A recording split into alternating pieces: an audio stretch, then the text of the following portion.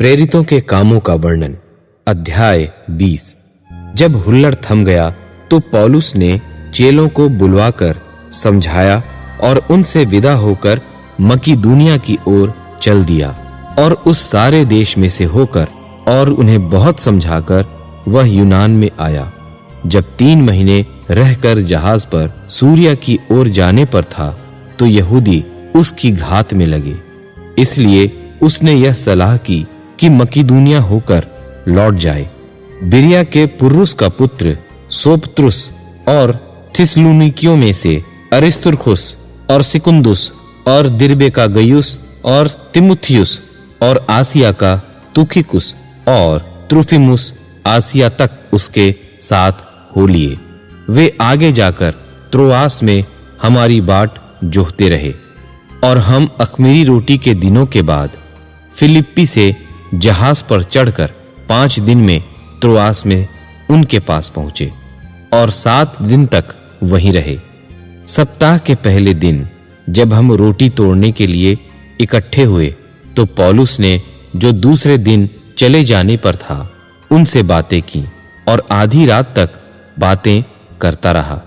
जिस अटारी पर हम इकट्ठे थे उसमें बहुत दिए जल रहे थे और यूतुखुस नाम का एक जवान खिड़की पर बैठा हुआ गहरी नींद से झुक रहा था। और जब पौलुस देर तक बातें करता रहा तो वह नींद के झोंके में तीसरी अटारी पर से गिर पड़ा और मरा हुआ उठाया गया। परंतु पौलुस उतरकर उससे लिपट गया और गले लगाकर कहा, घबराओ नहीं, क्योंकि उसका प्राण उसी में है। और ऊपर जाकर रोटी तोड़ी और खाकर इतनी देर तक उनसे बातें करता रहा कि पौ फट गई। फिर वह चला गया और वे उस लड़के को जीवित ले आए और बहुत शांति पाई।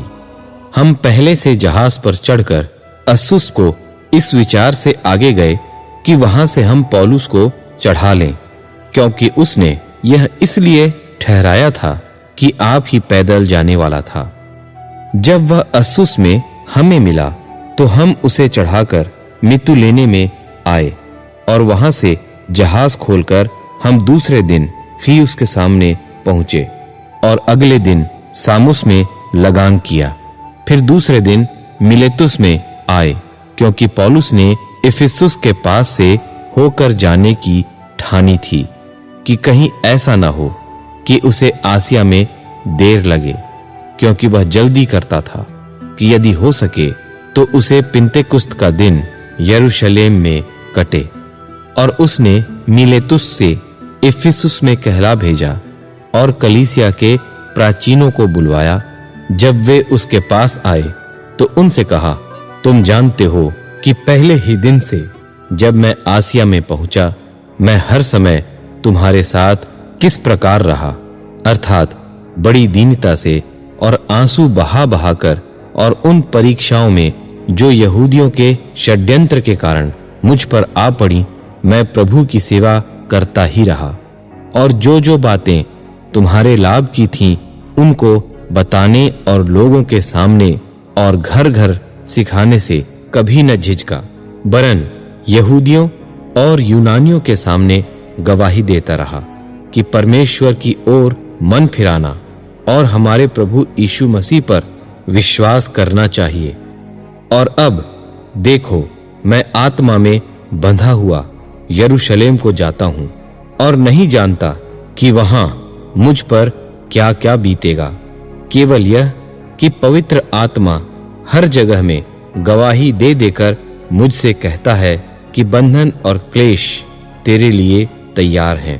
परंतु मैं अपने प्राण को कुछ नहीं समझता कि उसे प्रिय जानूं, वरन यह कि मैं अपनी दौड़ को और उस सेवकाई को पूरी करूं जो मैंने परमेश्वर के अनुग्रह के सुसमाचार पर गवाही देने के लिए प्रभु यीशु से पाई है। और अब देखो, मैं जानता हूं कि तुम सब जिनमें मैं परमेश्वर के राज्य का प्रचार करता फिरा मेरा मुंह फिर न देखोगे।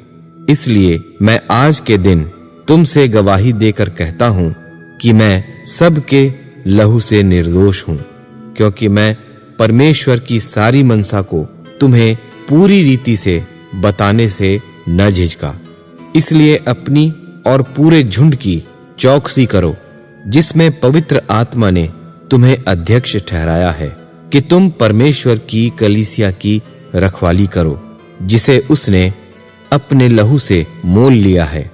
मैं जानता हूं कि मेरे जाने के बाद फाड़ने वाले भेड़िए तुम में आएंगे, जो झुंड को न छोड़ेंगे।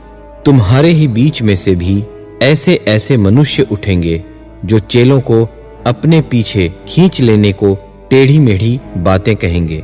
इसलिए जागते रहो और स्मरण करो कि मैंने 3 वर्ष तक रात दिन आंसू बहा बहा कर हर एक को चितौनी देना न छोड़ा। और अब मैं तुम्हें परमेश्वर को और उसके अनुग्रह के वचन को सौंप देता हूं, जो तुम्हारी उन्नति कर सकता है और सब पवित्रों में साझी करके मिरास दे सकता है। मैंने किसी की चांदी, सोने या कपड़े का लालच नहीं किया। तुम आप ही जानते हो कि इन्हीं हाथों ने मेरी और मेरे साथियों की आवश्यकताएं पूरी की। मैंने तुम्हें सब कुछ करके दिखाया कि इस रीति से परिश्रम करते हुए निर्बलों को संभालना और प्रभु यीशु की बातें स्मरण रखना अवश्य है कि उसने आप ही कहा है कि लेने से देना धन्य है।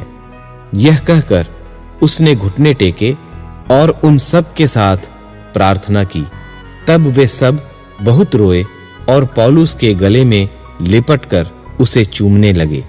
वे विशेष करके इस बात का शोक करते थे जो उसने कही थी कि तुम मेरा मुंह फिर न देखोगे, और उन्होंने उसे जहाज तक पहुंचाया।